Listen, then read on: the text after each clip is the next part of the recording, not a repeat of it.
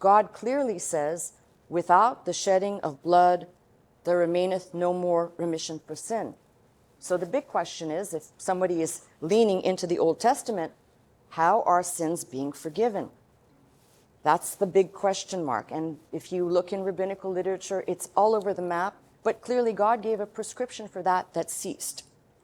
And it's no accident that at the coming of Christ, some, 300+ years after the close of the Old Testament, there is no new prescription.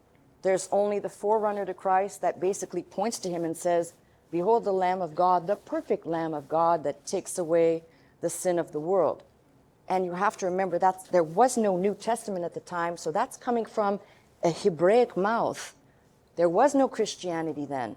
So people who will blatantly ignore that are blatantly ignoring the big picture. God said, I have a new way, that the Son of God came to tent in human flesh, and ultimately his death on the cross became what Paul refers to as Christ our Passover.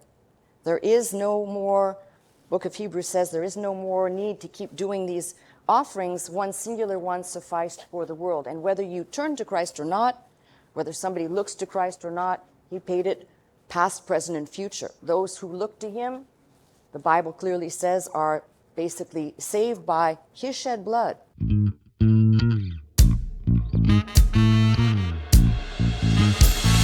To this house, magnify the Lord, lift up holy hands, our hearts in one accord, worship and bow down before him, exalt his name today.